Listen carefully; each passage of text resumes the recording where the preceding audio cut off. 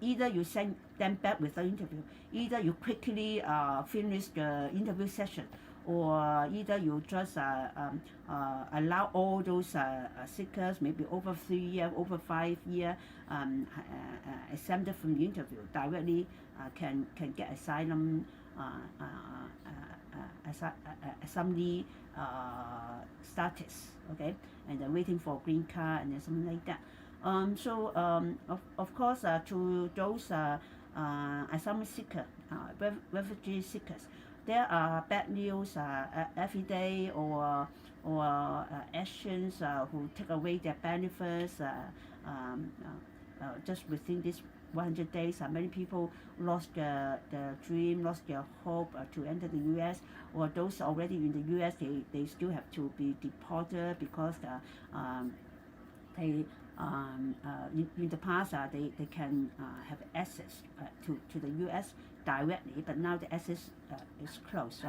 And of course, this land belongs to U.S., belongs to U.S. people, belongs to the U.S. government. So they can make their own policy. Okay, of course they have the right not to sign any international treaty. They have the right not to be bound by any international treaty. They can withdraw from their duties. So then if the refugee rights are nullified, then we cannot say anything against them. They have the right. Okay. Only that they announced that, oh, from today, from tomorrow, we withdraw for the UN Refugee Convention Protocol, okay, so we can do anything to the asylum seeker. We can just send them back, because now we are no longer bounded by the convention, by the Refugee Convention Protocol, okay, which some presidents, U.S. president in the past has signed and ratified, okay.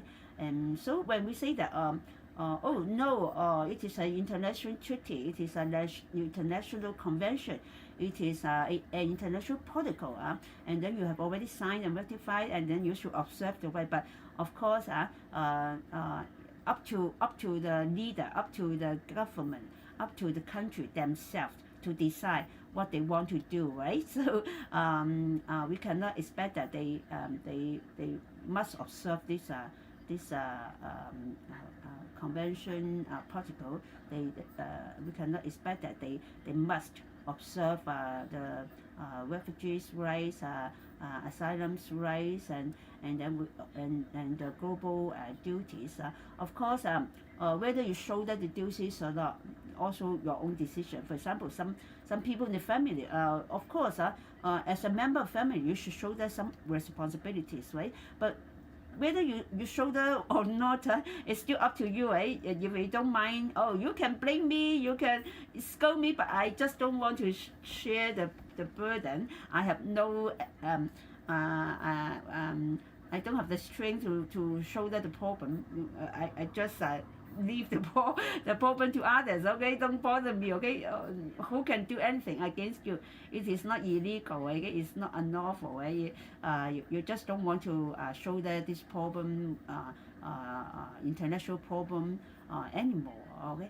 Of course, American, as one of the biggest country, wealthy country, modernized country in the world, of course, we do expect them to shoulder the responsibility for all those poor countries, poor people who suffer from war, from persecution.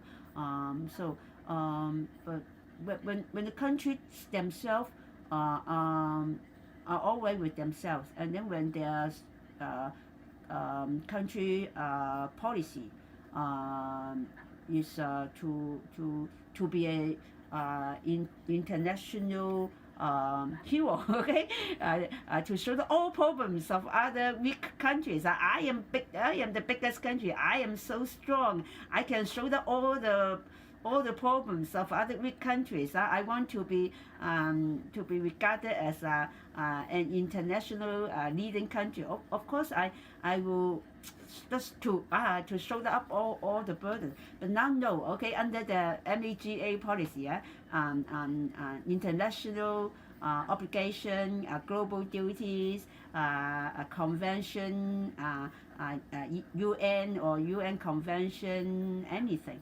The rights of people of other countries who has no contribution, especially no contribution to the U.S. Of course, the U.S. Don't need to bear any responsibility. He can just do anything that he finds suitable to their own country under their MAGA policy.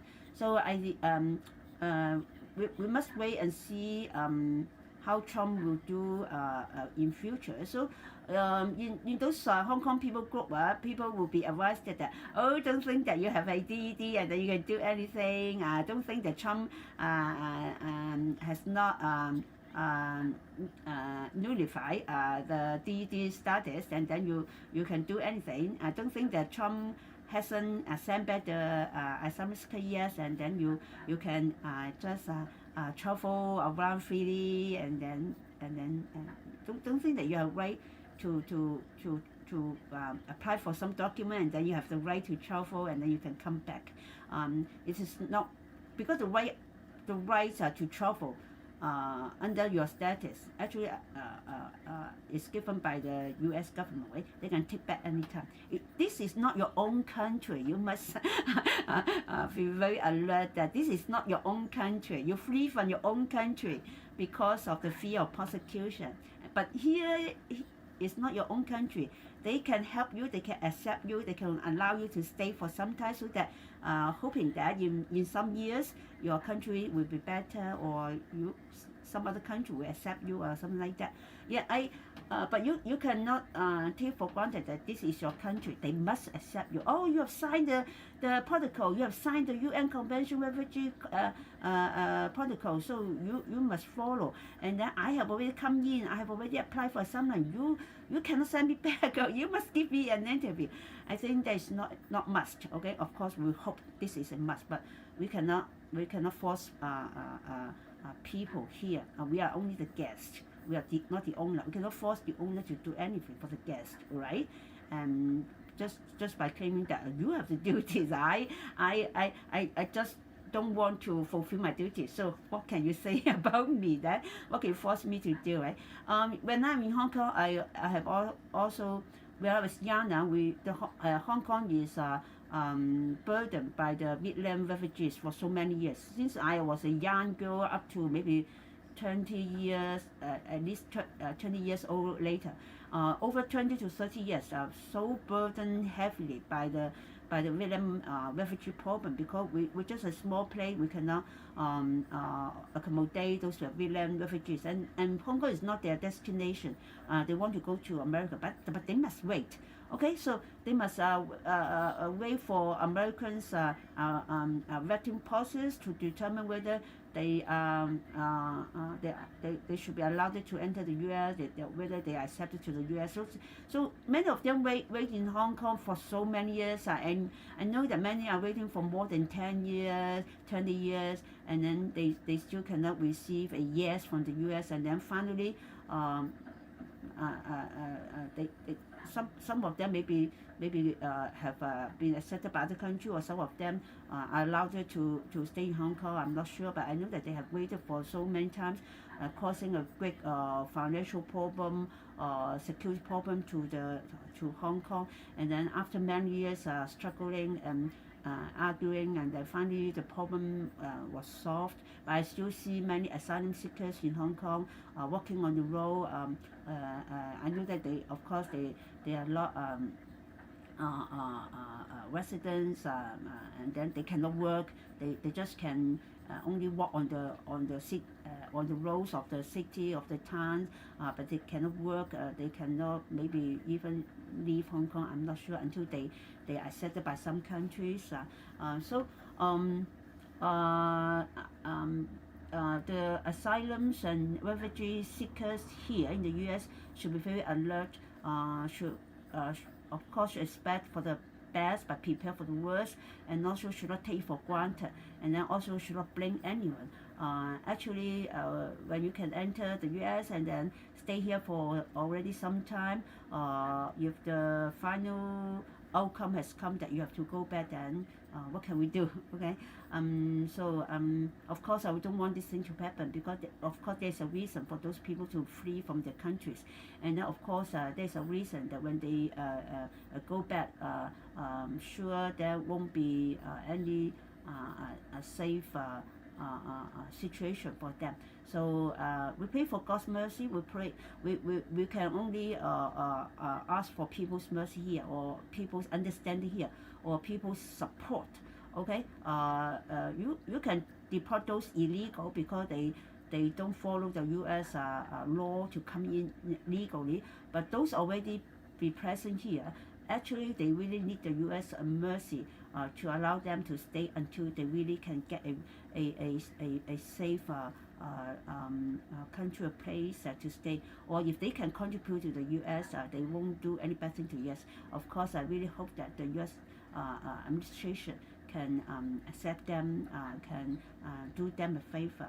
May God bless every refugee, every asylum seeker.